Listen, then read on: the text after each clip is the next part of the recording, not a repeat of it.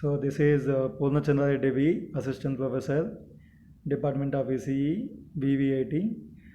So today I am going to discuss about some topics related to basic electrical and electronics engineering. Okay. So in the next slide we'll see the topics which we are going to cover in this lecture. Okay, the topics cover means which we are going to discuss in this lecture are intrinsic semiconductors and properties of silicon and germanium. So silicon and germanium are best examples for intrinsic semiconductors. So before going to discuss in detail about intrinsic semiconductors, first of all we should know the classification of materials based on forbidden gap. Okay, so based on forbidden gap, the materials are classified into three types. They are insulators, conductors, and semiconductors. Okay, yeah, so insulators which are having a large forbidden gap. So because of this large forbidden gap, even if you apply some thermal energy or temperature, so the electrons in valency band they couldn't reach conduction band. Since we don't have electrons in conduction band, so I mean there is no flow of electric current. Why? Because the free electrons present in valency, I mean conduction band, are responsible for conductivity of material. Okay.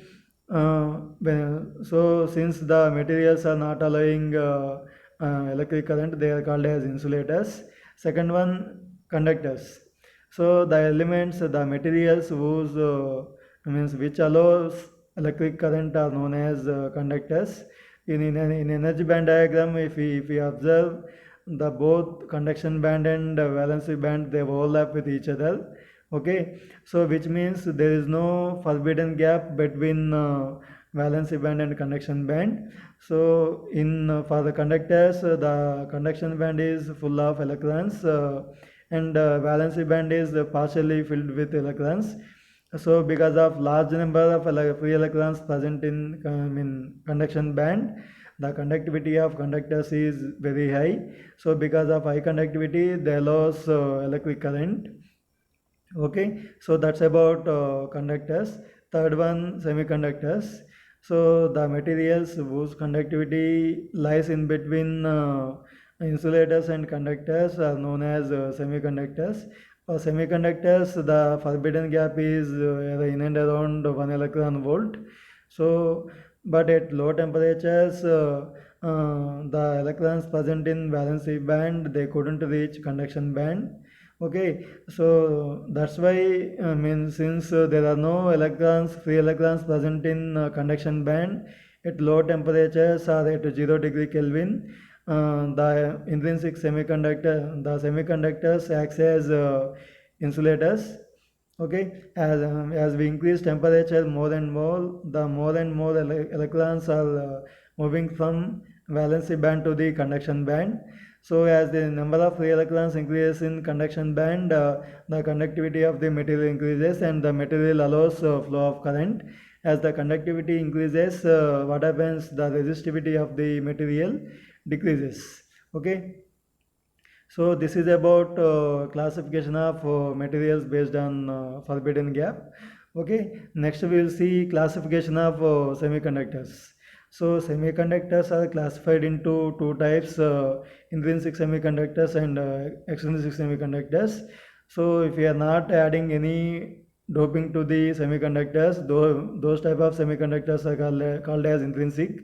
Suppose if we add some doping element, then we can call them as extrinsic semiconductors. So here we will see in detail about intrinsic semiconductors and properties of silicon and germanium. Okay, first we starts with the intrinsic semiconductors. So the semiconductor, already we saw the material which is having conductivity lies in between insulator and conductor, they are called as semiconductors.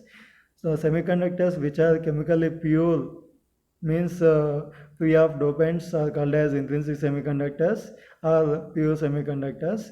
Sometimes intrinsic semiconductors they are also called as I-type semiconductors. Okay, so means from the above information we observe that the semiconductor material which doesn't have any impurity atom added to it are known as intrinsic semiconductors.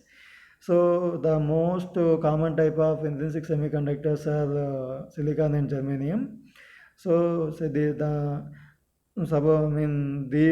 two means semiconductors belongs to fourth group elements in periodic table. So why fourth group? Because if it is for the first group elements, the outermost valence shell consisting of one electron.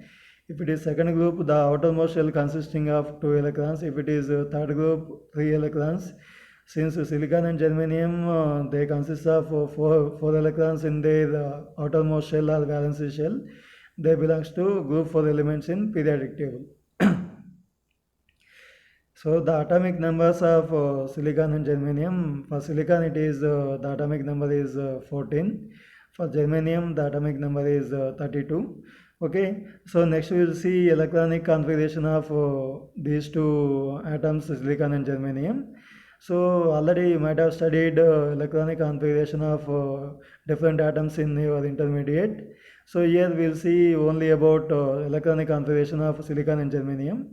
For silicon means like we are having first orbital, second orbital, third orbital, fourth orbital. So when you see for silicon, it is the electronic configuration is 1s2, 2s2, 2p6 and 3s2, 3p2. So 3s2 means 2 electrons, 3p2 2 electrons, 2 plus 2 4 electrons. Total the valence shell or outermost shell consisting of 4 electrons for silicon. Similarly for germanium, the electronic configuration is 1s2, 2s2, 2p6, 3s2, 3p6, 3d10, 4s2 and 4p2. So the outermost shell that is 4s2 and 4p2, 2 plus 2, 4 electrons. So the germanium, even though germanium atomic number is 32, it consists of 4 electrons in its outermost shell or valence shell. Okay. So this is about electronic configuration of silicon and germanium. Okay. So you can also clearly observe here pictorially the electronic configuration of silicon and germanium. So if you see silicon, the first orbit consisting of 2 electrons, the second orbit consisting of 8 electrons in its the outermost shell or the outermost orbit or valence orbit or valence shell consisting of 4 electrons. So that's why the silicon belongs to fourth group element in periodic table. So similarly, if you see germanium, the first orbit consisting of 1s2, that is 2 electrons. Second orbit, that is 2s2, 2p6, total 8 electrons. Third orbit is 3s2, 3p6 and 3d10, total 18 electrons in its third orbit. The fourth orbit is 4s2 and 4p2, that is 2 plus 2, 4 electrons. So that's why the germanium is also having 4 electrons in its outermost shell or valence shell. Okay, that's why the germanium belongs to fourth group elements in periodic table. Okay, this is about pictorial representation of electronic configuration of silicon and germanium. Okay, so I mean so in general the electrons in the outermost shell or valence shell are responsible for conductivity of the material. Why? Because the valency shell electrons they are in covalent bond with the other atom valence electrons. So once we increase temperature, once we apply thermal energy, so the covalent bond breaks and the electron becomes free electron. Then it moves into conduction band. So once electrons reaches a conduction band, the conductivity of the material increases. As the conductivity increases, the material allows a flow of current. Okay, so that's why the valency electrons are responsible for conduction properties of any material, that is especially semiconductor. Okay, so next we'll see covalent bonding present in silicon and germanium. So if you see this slide, you can observe, you can see each silicon atom is having 4 electrons in its outermost valence shell. So the four electrons in one silicon, four valence electrons in one silicon atom are paired with four more electrons, four more valence electrons in other means I mean I mean they form covalent bonding with the other atom valence electrons. Okay, so likewise, once electrons form covalent bond means they can't move freely. Okay, so the electrons in valency band are not responsible for. They are responsible for conduction when we apply some external energy, that is thermal energy, or when we apply some temperature, the covalent bond breaks and the electron becomes free. So this free electron reaches conduction band. So the free electrons present in conduction band are responsible for the conductivity of the material. Okay, so once electron comes out of valency band, there will be some free space. That free space is called as a hole. Okay, so that's why in semiconductors the current is due to both holes and electrons. Okay, so this is the covalent bonding present in silicon. Similarly, we will see the covalent bonding in germanium. So for both for silicon and germanium, the outermost valence shell consisting of four electrons. The four electrons in one, the four valence electrons in one germanium atom, they paired with other valence electrons in other germanium atoms. So once they forms covalent bonding, there are no free electrons present in germanium atom. So to break covalent bonding or to move electron from valency band to the conduction band, we have to apply some external energy, that is thermal energy, or we have to increase temperature, or we have to apply some external electric field. Okay, once you apply it, once you increase temperature, a similar process will happen in germanium as silicon. Okay, the covalent bond breaks and electron moves into conduction band. Once electrons starts moving from valency band to the conduction band, the conductivity of the material increases. Once the conductivity increases, the semiconductor may allows flow of electric current. Okay, this is about covalent bonding in germanium. Okay, so next we will see energy band diagram of intrinsic semiconductor. Okay, so already we know the energy band diagram consisting of three elements. Three elements. One is valency band, other one is conduction band. Next one is for the gap between valency band and conduction band, that is known as forbidden gap or energy band gap. Okay, so the depends on forbidden gap or energy band gap. The elements can be the material may be insulator, the material may be conductor, the material may be semiconductor.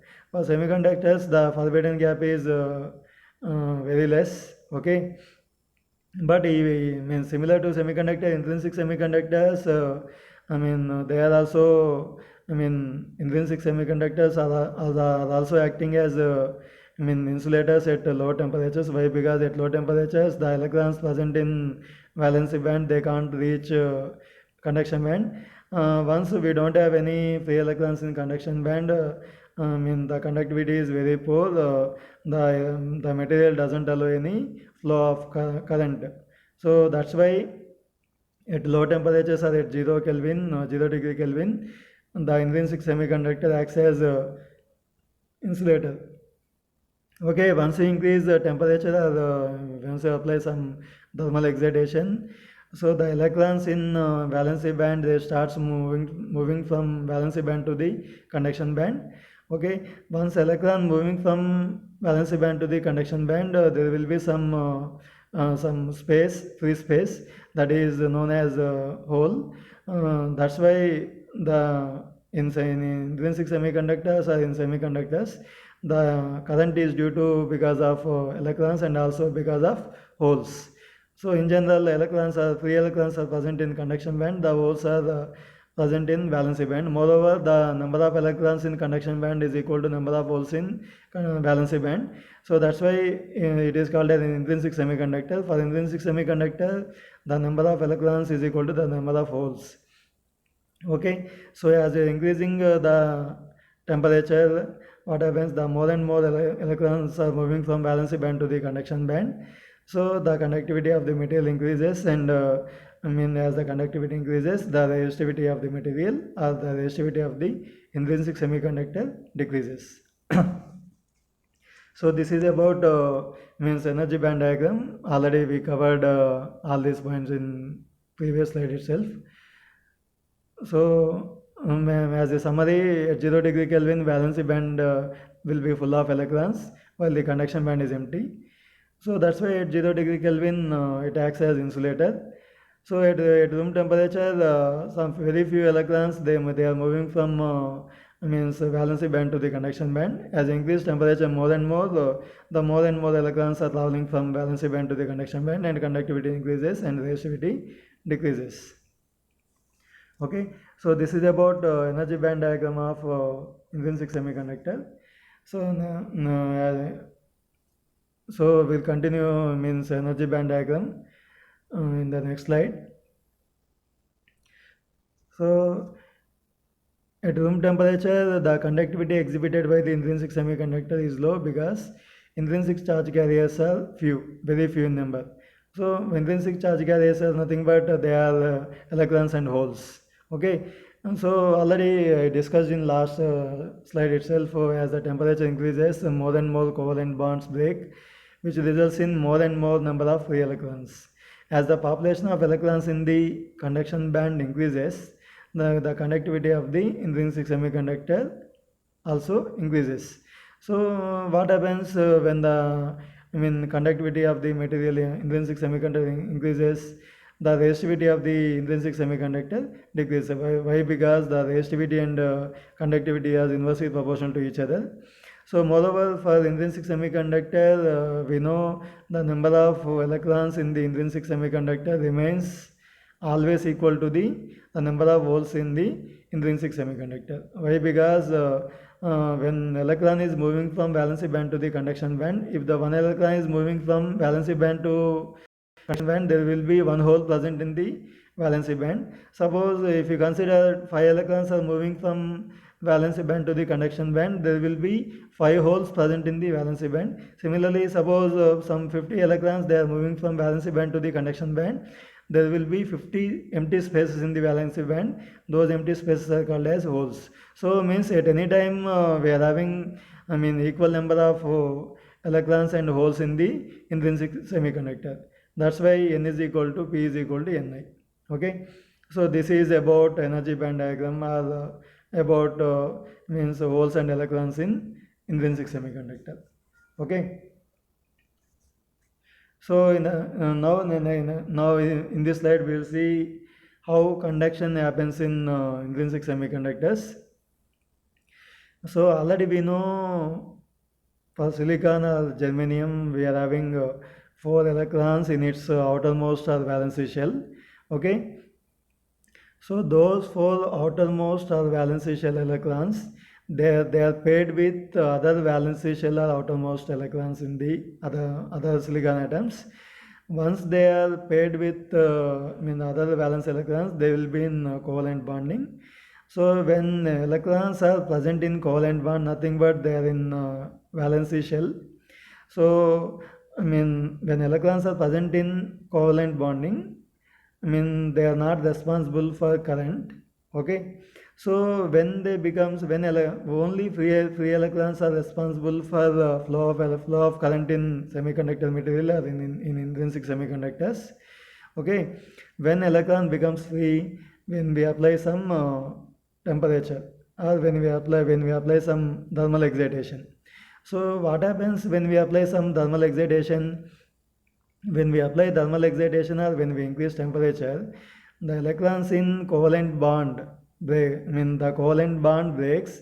The electrons in covalent bond becomes free electron. Why? Because here we are saying when covalent bond breaks, what happens? The electron present in valency band, it moves to conduction band. So the electron, whenever it reaches conduction band, it becomes free electron.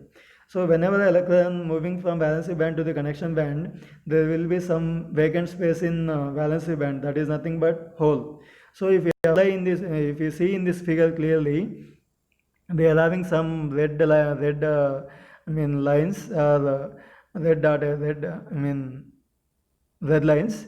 So there we are showing it as there will be some there we are having broken covalent bond. So once covalent bond breaks, the electron comes out of that, it becomes free electron, means which reaches conduction band. Okay. Suppose to this, if you apply some means electric field, what happens? If you apply electric field, so the electrons are moving opposite to the application of electric field direction. Okay, so whereas holes moves in the direction of the electric field, so that's why from this we can say the movement of electrons and holes are opposite to each other. Okay, you can observe clearly for electron we are indicating with the green thick dot. For the hole we are having some space, some circle with the white space. Okay, so under the application of electric field, you can clearly observe the pink arrow line. That pink arrow line is nothing but direction of hole movement. So the blue arrow line represents the direction of electron movement. So if you see, the electric field is towards left side, whereas the movement of electron is towards right side. That's why we are saying the direction of electron is opposite to the direction of applied electric field. So if you observe, the direction of hole movement is in the direction of applied electric field.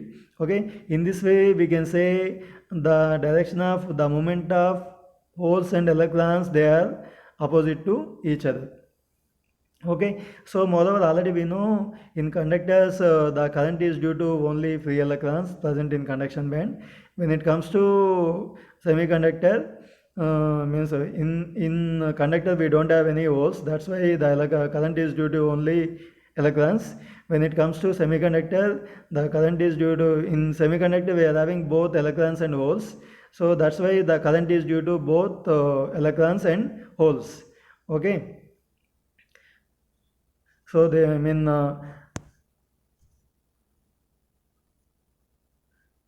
okay, so as a summary, the conduction mechanism is like this. On applying electric field to intrinsic semiconductor, the electron hole pairs can be made to drift under its influence. Okay, so drifting process happens when we apply some electric field.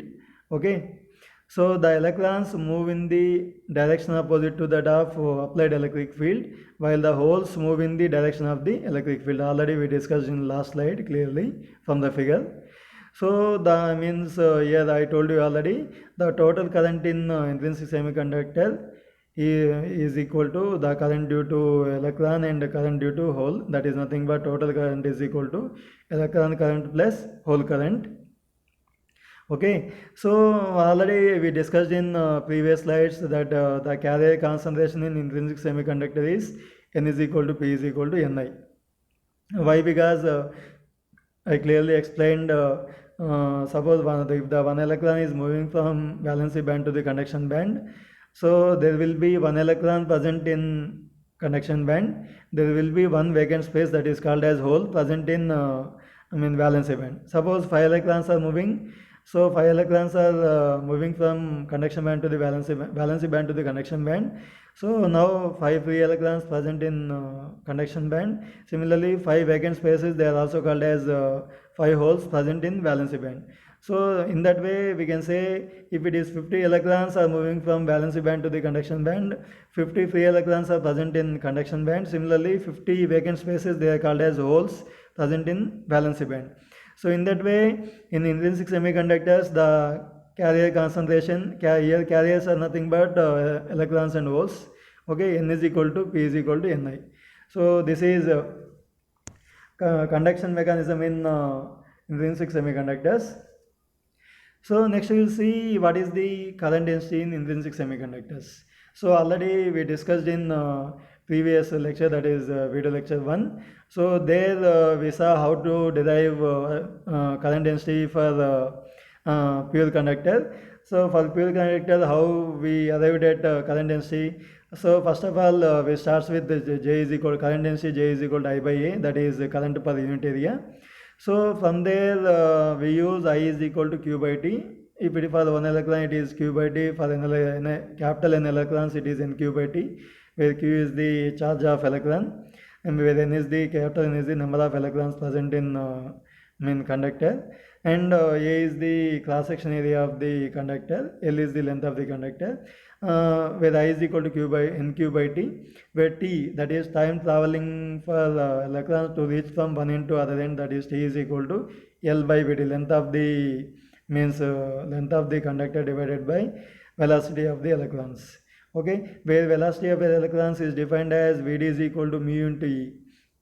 Okay, if it is electrons, it is mu n into E, where mu n is the mobility of electrons, E is the applied electric field on conductor. If it is semiconductor, applied electric field on semiconductor. Okay, so if you put this T and Vd in current, the current becomes NQ by NQ mu into E by I mean so we will continue in next lecture regarding this current density in intrinsic semiconductors.